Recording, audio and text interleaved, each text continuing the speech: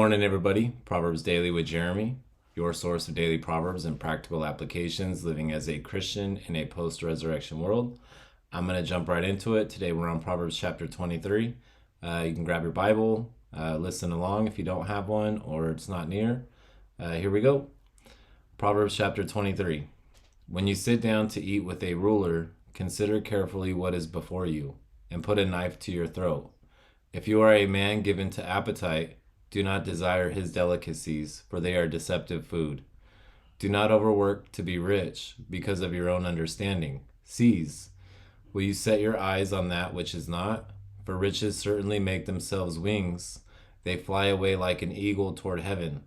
Do not eat the bread of a miser, nor desire his delicacies. For as he thinks in his heart, so is he. Eat and drink, he says to you, but his heart is not with you. The morsel you have eaten, you will vomit up, and waste your pleasant words. Do not speak in the hearing of a fool, for he will despise the wisdom of your words. Do not remove the ancient landmark, nor enter the fields of the fatherless. For their Redeemer is mighty, he will plead their cause against you. Apply your heart to instruction, and your ears to words of knowledge. Do not withhold correction from a child, for if you beat him with a rod, he will not die. You shall beat him with a rod and deliver his soul from hell. My son, if your heart is wise, my heart will rejoice. Indeed, I myself. Yes, my inmost being will rejoice when your lips speak right things. Do not let your heart envy sinners, but be zealous for the fear of the Lord all the day. For surely there is a hereafter, and your hope will not be cut off. Hear, my son, and be wise, and guide your heart in the way. Do not mix with winebibbers or with gluttonous eaters of meat, for the drunkard and the glutton will come to poverty, and drowsiness will clothe a man with rags. Listen to your father who begot you, and do not despise your mother when she is old. Buy the truth and do not sell it, also wisdom and instruction and understanding. The father of the righteous will greatly rejoice, and he who begets a wise child will delight in him. Let your father and your mother be glad, and let her who bore you rejoice. My son, give me your heart, and let your eyes observe my ways. For a harlot is a deep pit, and a seductress is a narrow well. She also lies in wait as for a victim, and increases the unfaithful among men. Who has woe? Who has sorrow? Who has contentions? Who has complaints? Who has wounds without cause? Who has redness of eyes? Those who linger long at the wine, those who go in search of mixed wine. Do not look on the wine when it is red, when it sparkles in the cup, when it swirls around smoothly, and at the last it bites like a serpent, and stings like a viper.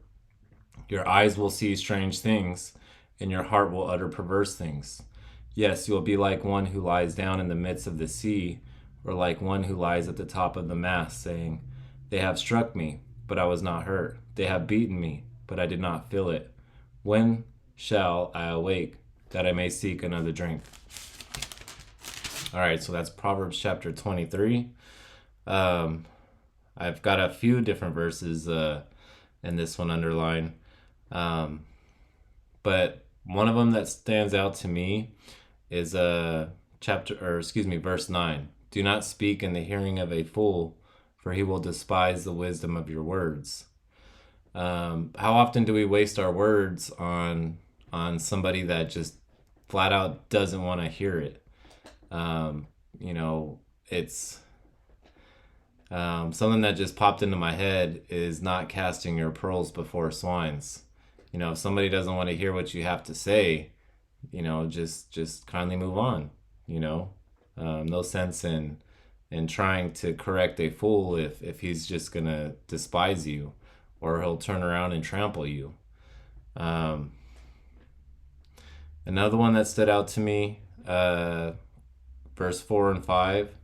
Do not overwork to be rich, because of your own understanding seize. Will you set your eyes on that which is not? For riches certainly make themselves wings. They fly away like an eagle toward heaven. One thing you cannot take with you is the time and money that you've devoted to worshiping money. right? It's not to say it's not, a good thing to work hard and to earn your keep, but to overwork just to be rich, to build bigger barns and, kick your feet up. And um, so yeah, those are a couple of verses that stood out to me today. Hopefully there's, a little bit of wisdom and insight that you can take away from it. So yeah, Proverbs chapter 23. Hope you have a great day. God bless.